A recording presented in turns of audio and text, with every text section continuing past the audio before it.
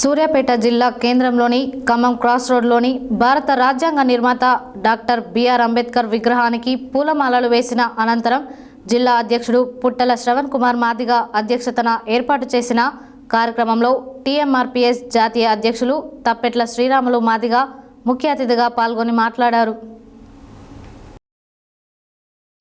సూర్యాపేట జిల్లా కేంద్రంలోని ఖమ్మం క్రాస్ రోడ్లోని భారత రాజ్యాంగ నిర్మాత డాక్టర్ బిఆర్ అంబేద్కర్ విగ్రహానికి పూలమాలలు వేసిన అనంతరం జిల్లా అధ్యక్షుడు పుట్టల శ్రవణ్ కుమార్ మాదిగ అధ్యక్షతన ఏర్పాటు చేసిన కార్యక్రమంలో టీఎంఆర్పీఎస్ జాతీయ అధ్యక్షులు తప్పెట్ల శ్రీరాములు మాదిగ ముఖ్య అతిథిగా పాల్గొని మాట్లాడుతూ దశాబ్దాలుగా దళితులు విద్య ఉద్యోగ రంగాల్లో అన్యాయాలకు గురవుతున్నారని, సుదీర్ఘ పోరాటంలో ఎంతో మంది మాదిగల అమరులు అయ్యారని, మాదిగలు చేస్తున్న ఉద్యమ పోరాట ఫలితంగానే చిరకాల వాంఛ నెరవేరిందని తెలిపారు.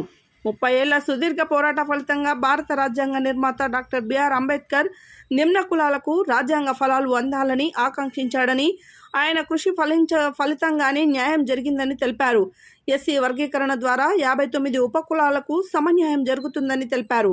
ఎస్సీ వర్గీకరణకు ఆనాటి ఉమ్మడి ఆంధ్రప్రదేశ్ ముఖ్యమంత్రి చంద్రబాబు నాయుడు బీజం వేశారని చెప్పారు. త్వరలో ప్రభుత్వం జాబ్ క్యాలెండర్ ద్వారా భర్తీ చేసే ఉద్యోగాలలో ఎస్సీలకు రిజర్వేషన్లు వర్తించేలా తెలంగాణ ముఖ్యమంత్రి రేవంత్ రెడ్డి కృషి చేయాలని తెలిపారు. ఎస్సీ వర్గీకరణను సీఎం రేవంత్ రెడ్డి అమలు చేస్తామని పేర్కొనటాన్ని స్వాగతిస్తామని ఆనందం వ్యక్తం చేశారు. ఈ కార్యక్రమంలో నియోజకవర్గ ఇన్ఛార్జి బొడ్డు మల్సూర్ మాదిగ, పట్టణ అధ్యక్షుడు పిరమర్తి మధు, చివెంల మండల అధ్యక్షుడు ఎడవెల్లి రాము ఆత్మకూర్, ఎస్ మండల అధ్యక్షుడు బొల్లె అశోక్, జిల్లా నాయకులు సూరారపు నాగయ్య, శ్రీను, బొడ్డు శ్రీను, బొల్లె నర్సయ్య, ఎంఎస్ఎఫ్ జిల్లా అధ్యక్షుడు మీసాల శివరామకృష్ణ తదితరులు పాల్గొన్నారు.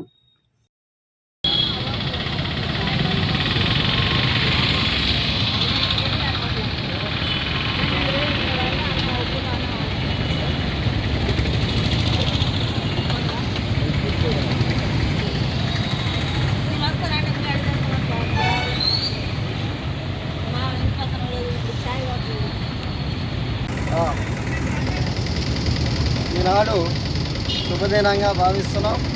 ఈ రాష్ట్ర వ్యాప్తంగా కూడా మాదిగ ఉపకులాలకు గడిచినటువంటి 30 సంవత్సరాల పోరాటంలో ఈ పోరాట ఫలితంలో ఈనాడు మాకు సుప్రీంకోర్టు 7 జడ్జీలు అనే తీర్పిచ్చినటువంటి సందర్భంగా వారికి ఈ మా సమాజం తరఫున మాదిగ ఉపకులాల తరఫున ఎస్టీ జాతి తరఫున కూడా అందరికీ కూడా వారికి కృతజ్ఞతలు తెలియజేస్తున్నాం.